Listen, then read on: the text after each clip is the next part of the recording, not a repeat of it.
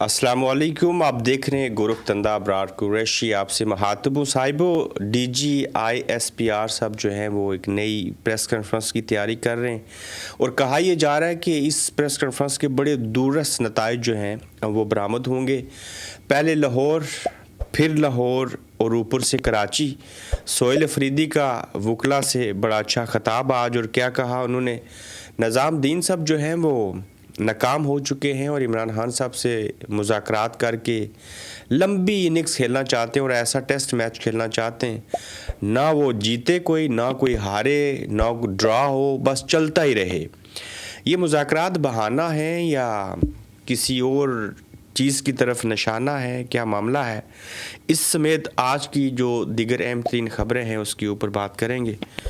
YouTube channel को subscribe कीजिएगा और माज़रत जो मेरी आप आवाज़ सुन रहे हैं, कुछ तबीयत जो है वो अच्छी नहीं है पिछले चंद दिनों से, इसलिए 2 दिन वक्फ़ा रहा और 2 के बजाय एक ही जो व्लॉग है आपको देखने और सुनने को मिल रहा है। बेहतरी आ रही है, आपसे दुआओं की दरख्वास्त है। सबसे पहले साहिबो देखिए कि सोहेल अफरीदी साहब ने आज इस्लामाबाद के अंदर वकला से ख़िताब किया। जोश जज्बात तो हम उनके अंदर देखते ही हैं, लेकिन उसमें उन्होंने बड़ी अच्छी चीज़ बयान की। सबसे अच्छी बात तो ये थी कि ईमान मज़ारी के हादी अली चट्ठा जो थे बतौर वकील वो इसमें मौजूद थे, नौजवान वकला मौजूद थे।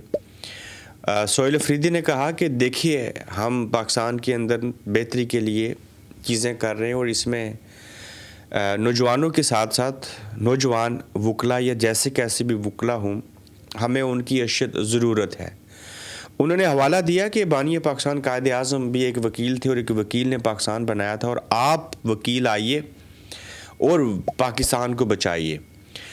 जहाँ पे उन्होंने ये बातें की वहीं पे कराची का उनका दौरा होना है, लाहौर का फिर से दौरा होना है, उसमें वो जा रहे हैं। तहरीक तहफ़्फ़ुज़ आईन पाकिस्तान के इलामा नासिर राजा साहब, महमूद खाना चकज़ई साहब लाहौर और कराची की जानिब जा रहे हैं, सिंध की तरफ जा रहे हैं। जो मीना खान अफरीदी हैं, सोहेल अफरीदी, शफ़ी जान और शाहिद खटक साहब और उनके साथ दीगर लोग भी होंगे। बड़ी बेहतरीन तरीके से कैंपेन जो है वो वहाँ पे पोस्टर दे के चलाई जा रही है। मैं दाद दूंगा चीफ़ मिनिस्टर सिंध को, मुराद अली शाह साहब को कि और सिंध की हुकूमत को और पीपल्स पार्टी को, जिन्होंने कहा कि हम इनको प्रोटोकॉल भी देंगे, मेहमान नवाजी भी करेंगे, इनसे मिलेंगे भी। और सोहेल अफरीदी सब कराची में जहाँ पे अपने जो खैबर पख्तूनख्वा के लोग हैं उनके दुख दर्द बयान करेंगे, हाईलाइट करेंगे, उनके मसाइल के ऊपर बात करेंगे, वहीं पे अपनी पार्टी की कैंपेन भी चलाएंगे।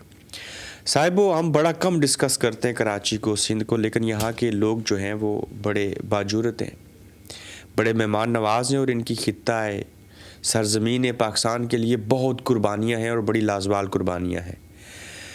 मैं कोई तफरीक पैदा नहीं करना चाह रहा, लेकिन मैं ये ज़रूर बयान करूँगा, कराची किसी दौर में भी और आज के दौर में भी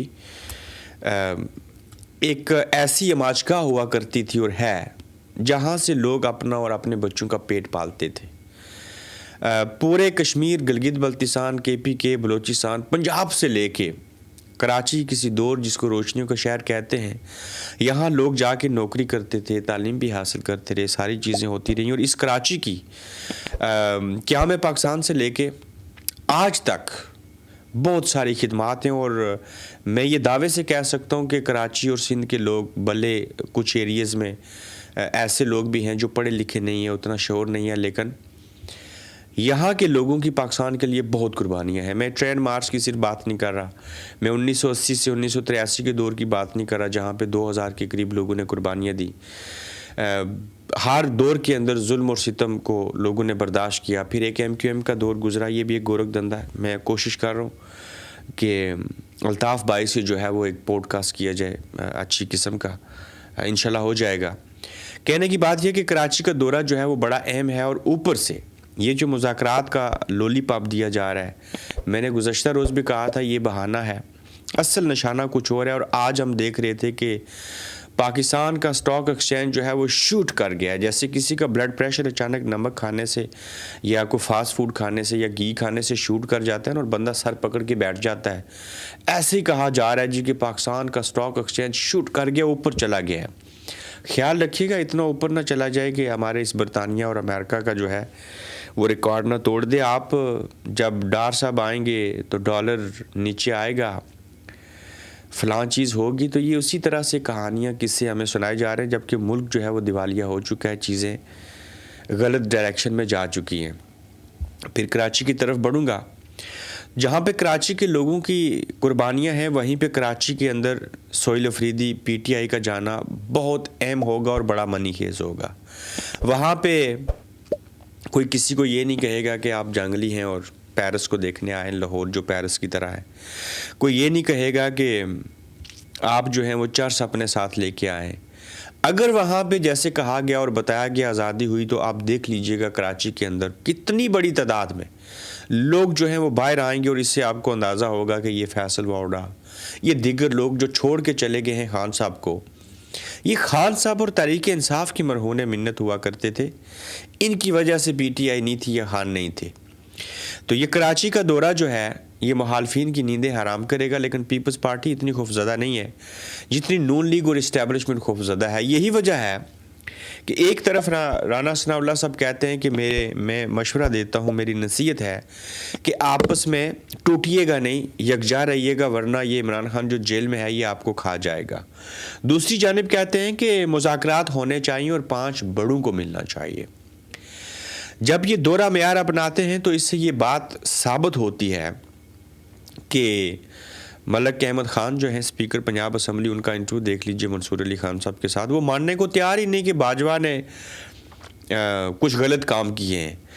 بات کہنے کی یہ ہے کہ ایک طرف مذاکرات اور دوسری جانب یہ مشورے دینا, یہ اس بات کی غمازی ہے اور یہ ثبوت ہے کہ اسٹیبلشمنٹ آپ کے 8 فروری کے جو آپ نے احتجاج کرنا ہے اس کو روکنا ہے, اسٹریٹ موومنٹ کو روکنا ہے. چونکہ ان کا پہلا گول یہ ہوتا ہے کہ تھلے لگ جو جیسے ہانڈی لگتی ہے نا, کہ ہم لوگوں کو کہہ دیں جی کہ دیکھیے ملک, قوم اور مذہب کے مفاد میں آپس میں ہم مذاکرات کر رہے ہیں, اور جب یہ وقت ٹل جائے گا تو اس کے بعد یہی آپ کو آنکھیں دکھائیں گے. جب عمران خان صاحب نے کہا میں فوج سے بات کرنا چاہتا ہوں, مذاکرات کرنا چاہتا ہوں, انہوں نے الٹا ان کو مارا اور ان کو لتاڑا.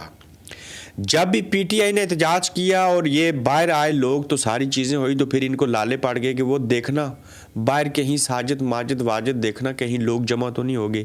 یہ لوگوں کے جمع ہونے کے اوپر چیخیں مارتے ہیں. آج ایک کرنل صاحب کی میں تقریر سن رہا تھا, وہ بتا رہے تھے کہ یہ جو سوشل میڈیا ہے نا یہ بڑی گندی چیز ہے, یہ ایسی ننگی اور گندی چیز ہے کہ اس کو دیکھتے ہوئے شرم آتی ہے. یہ جو کچھ سوشل میڈیا کے اوپر دکھایا جا رہا ہے یہ سچ نہیں ہے, یہ لوگ آپ لوگوں کی ذہن سازی کر رہے ہیں.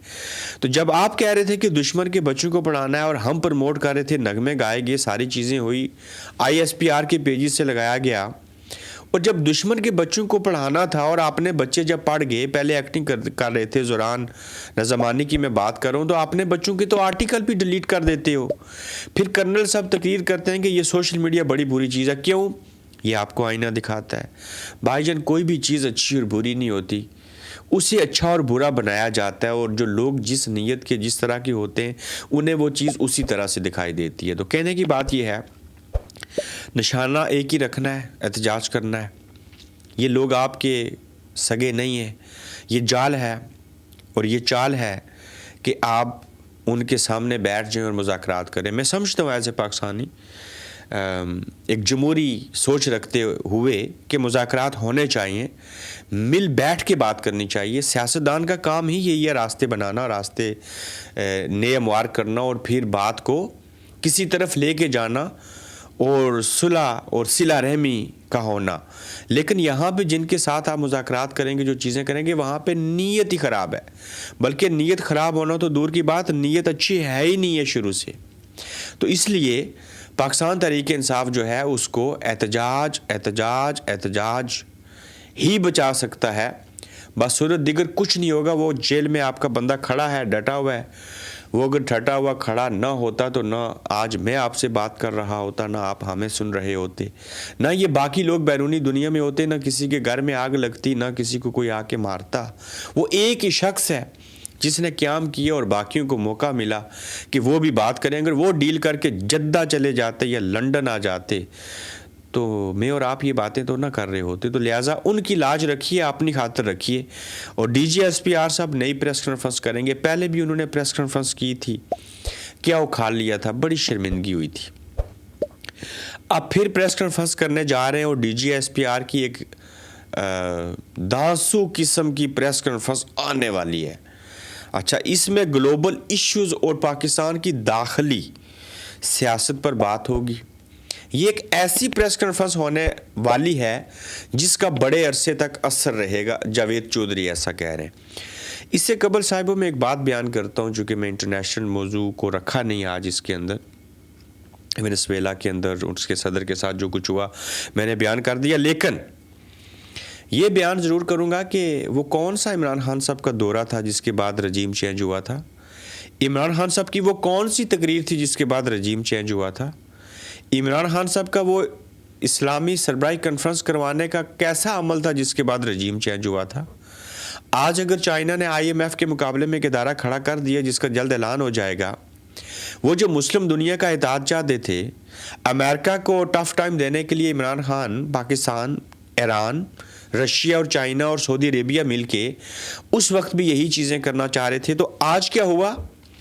آج سعودی عربیہ، ایران میں صلح ہو گئی، چائنا نے رول پلے کیا، رشیا نے اپنا کردار ادا کیا۔ تو جب سعودی عربیہ، ایران، چائنا اور رشیا آپس میں 4 ممالک اکٹھے ہو گئے ہیں، یہی گناہ تو عمران خان صاحب کا تھا۔ لیکن آج پاکستان کہاں کھڑا ہے؟ کیا وہ سعودی عربیہ، ایران، چائنا اور رشیا کے ساتھ کھڑا ہے یا امریکہ کے ساتھ کھڑا ہے؟ یہ جو D G S P R صاحب پریس کانفرنس کریں گے نا، اس میں اللہ کرے کہ یہ ڈائریکشن دے دیں کہ ہم کس کے ساتھ کھڑے ہیں، اس کے بعد امریکہ جانے، یہ جانے، چین جانے، رشیا جانے، ایران جانے، سعودی عربیہ جانے، یہ جانے، اس سے طے ہوگا کہ کس نے جیل میں رہنا ہے، کس نے باہر نکلنا ہے، کون کس کے ساتھ ہے۔ تو دوبارہ سے ایک اور رجیم چینج ہوگا۔ بعض دفعہ رجیم چینج غلط بھی ہوتے ہیں اور بعض دفعہ رجیم چینج صحیح بھی ہو سکتے ہیں۔ میں نہیں کہہ رہا 100% ٹھیک ہوگا۔ تو D G S P R صاحب بقول جاوید چودھری صاحب کی تیاری کر رہے ہیں۔ میں دیکھوں گا کہ وہ کون سے استاد ہیں جو D G S P R صاحب کو تیاری کروا رہے ہیں، کیا کیا کہیں گے اس پریس کانفرنس کے اندر، کس کس کو نشانہ بنائیں گے، کیسے کیسے الفاظ کا استعمال کریں گے۔ مجھے یقین ہے کہ اس بار وہ میک اپ بھی کر کے آئیں گے، تھوڑے سے بہتر دکھائی دیں گے، سمجھ گئے ہوں گے میں کیا رہا ہوں۔ تو یہی میک اپ تھوڑا سا لفاظی میں بھی ہو جائے تو بڑا اچھا ہو جائے گا۔ کیوں اپنی درگت بنانے پھر آ رہے ہیں؟ ہاں، داخلی اور انٹرنیشنل موضوع کے اوپر بات کرنے جا رہے ہیں۔ میں نے آپ کو سینیریو بتا دیا رجیم چینج کا، پہلے بھی اور اب بھی جو کہ بنا ہوا ہے۔ اگر یہ پریس کانفرنس جو ہے جو آنے والی ہے وہ گلوبل ایشوز کے اوپر ہوگی تو اس میں یہ بھی مسئلہ ڈسکس ہوگا کہ آپ کس کے ساتھ کھڑے ہیں، سعودی عربیہ، ایران، چائنا، رشیا کے ساتھ، یا پھر اسرائیل، امریکہ، گریٹ برٹن اور کسی اور کے ساتھ۔ آپ یہ طے کریں گے اس کے اندر۔ آخری چند نکتے ہیں۔ عالیہ حمزہ کا کیسا پیغام؟ پی ٹی آئی کی چیف آرگنائزر پنجاب عالیہ حمزہ نے پنجاب کی تنظیم اور کارکنان کو پیغام دیا ہے کہ پنجاب بھر میں کل سے گلی گلی، نگر نگر، اسٹریٹ موبلائزیشن کی ابتدا۔ آپ یو سی لیول کے عہدیدار ہیں یا تحصیل، ڈسٹرکٹ اور ریجن کے، آپ ایم این اے ہیں یا ایم پی اے ہیں، آپ ٹکٹ ہولڈر ہیں یا ٹکٹ کے امیدوار، یا عام پاکستانی، وہ وزیر اعظم عمران خان کی کال پر باہر نکلنے کا وقت آ چکا ہے۔ یہ پمفلٹ اپنی تصویروں کے ساتھ ہر گھر میں بانٹیں، ہر دکان، سڑک پر، چوک پر بانٹیں، تاکہ لوگ باہر نکلیں اور اسٹریٹ موومنٹ جو ہے اس کے اندر تیزی آئے۔ یہ اسٹریٹ موومنٹ کا آغاز بہت اچھا کیا کر کے۔ ایمان مزاری کیس میں مریم نواز پر پہاڑ بن کر ٹوٹا، یعنی کہ ایمان مزاری کیس مریم نواز پر پہاڑ بن کر کیسے ٹوٹا، یہ سنیے گا۔ کمرہ عدالت میں دلچسپ صورتحال اس وقت پیدا ہوئی جب ایڈوکیٹ ایمان مزاری اور ہادی علی چٹھا کے خلاف متنازع ٹویٹ کیس کی سماعت کے دوران ایمان مزاری نے اپنے خلاف کیس میں ماضی میں مریم نواز کے فوج کے خلاف دیے گئے بیانات چلا دیے۔ مریم نواز کی پریس کانفرنس کے دوران نون لیگ کے کارکنوں نے اس وقت کے آرمی چیف جنرل باجوہ اور D G I S P R کے خلاف نعرے لگائے، یہ جو دہشت گردی ہے اس کے پیچھے وردی ہے، گلی گلی میں شور ہے، جنرل باجوہ چور ہے۔ تو یہ پہاڑ بن کے تو گریں گے نا۔ تو آج جب پی ٹی آئی ایسے کر رہی ہے اور ایمان مزاری کچھ کہہ رہی ہے تو اس کو آپ برا کہہ رہے ہیں. تو جب اس نے عدالت کے اندر یہ نعرے جو مریم صاحبہ نے جلسے میں چلوائے تھے، انہوں نے اس کی ویڈیو چلوا دی تو شور تو مچے گا. صاحبو 97 ارب کا جھٹکا لگا ہے اور بینک آف پنجاب کو لگا ہے. یہ خبر ضرور سنیے گا. آسان کاروبار، کارڈ پر ہیکرز کا حملہ ہو گیا. سسٹم کو 2 ماہ سے ہیک کیا ہوا تھا. بینک آف پنجاب کو 97 ارب روپے کا جھٹکا لگا ہے. الفاظ دیکھیں، جھٹکا لگا ہے لکھا گیا، میں بھی ایسے ہی پڑھوں گا. لسٹیں تیار ہو چکی ہیں، جو ملوث تھا سب پھڑے جان گے. بینک نے ڈیٹا سائبر کرائم کو دے دیا. اب کوئی پتہ نہیں اس کے بعد کیا ہوگا. یعنی کہ 1 ماہ سے یہ ڈیٹا، یہ سسٹم ہیک ہوا تھا. 97 ارب روپے وہ پنجاب بینک سے نکال کے لے گیا. فی کارڈ کے ذریعے 50 لاکھ کی ٹرانزیکشن کی ہوئی ہیں. کارڈ سے پیسے کٹ نہیں ہوتے تھے لیکن آگے ٹرانسفر ہو جاتے تھے. لوگ 30 سے 70% پر کارڈ سوائپ کر رہے تھے. یہ کہانی بیان کی گئی ہے. بھائی جان، آپ جو ہیں MI اور نیشنل کرائم ایجنسی کے ذریعے ڈکی بائی، وہ نانی والا، وہ فلانا، وہ رجب بٹ، ان سب کو پکڑ لیں. کچھ آزاد کشمیر کے لوگوں سے بھی آپ جو ہیں وہ اربوں روپے کے کرپٹو کوائنز کے وہ جو ڈیجیٹل والیٹ اور جو مینول والیٹ بنے ہوئے تھے وہ لے لیں. لوگوں کی کھال اتار دیں، سب کچھ کر لیں. اور یہ مہینے سے کھلواڑ ہو رہا ہے. پنجاب بینک سے 97 ارب روپے کسی نے نکلوا رہی ہیں اور آپ کہہ رہے ہیں کہ ہم دیکھ رہے ہیں. ان کو کون پوچھے گا؟ یہ ڈرامے بازیاں ہیں ساری. یہ ہیکر بھی خود ہیں، چور بھی خود ہیں، لوٹنے والے بھی خود ہیں. ان کی بات کے اوپر کوئی جو ہے وہ یقین نہیں کر سکتا. بے شمار مجبوریاں ہیں. GT روڈ پلان کیا ہے جی. اسلام آباد کچہری میں بجلی بند ہو گئی. سہیل خان افریدی اندھیرے میں اسلام آباد باہر کی تقریب میں موجود تھے. کیمرے کی لائٹ سٹیج کے لیے استعمال کی گئی. کچھ وقت گزرنے کے بعد لائٹ واپس آ گئی. 3 ججز کا آرڈر ایک سپرڈینٹ اٹھا کر ردی کی ٹوکری میں پھینک دیتا ہے. ہم پھر انصاف کی امید کس سے کریں؟ سہیل افریدی کا اسلام آباد باہر سے خطاب. میں اس نقطے کو یہاں پہ چھوڑ دیتا ہوں چونکہ میں نے شروع میں اس کے اوپر بات کر لیا. دیکھنا یہ ہے کہ یہ جو انہوں نے آئینہ دکھایا، قائد اعظم کی مثال دی، نوجوان وکلا تھے، ہادی علی چٹھا تھے، باقی لوگ تھے. کیا وکلا کے اوپر سہیل افریدی کی باتیں اثر کریں گی اور کیا کوئی اثر ہوگا اور چیزوں میں بہتری آئے گی؟ میں بھی دیکھ رہا ہوں، آپ بھی دیکھ رہے ہیں. لیکن آخری بات پھر سے صاحبو، احتجاج اور سٹریٹ موومنٹ جو ہے اس کے اوپر توجہ دینی ہے. اسی سے کوئی بات نکلے گی باصورت دیگر. اور کوئی چارہ اس قوم کے پاس، عمران خان کے پاس نہیں ہے جس سے آپ بہتری لا سکیں. اور آپ نے کسی صورت بھی اسٹیبلشمنٹ کی حکومت کی جال سازیوں اور چالوں میں نہیں آنا. صاحبو اپنا خیال رکھیے گا، اپنا فیڈ بیک دیجیے گا. تو جلد انشاءاللہ آپ سے پھر ملیں گے.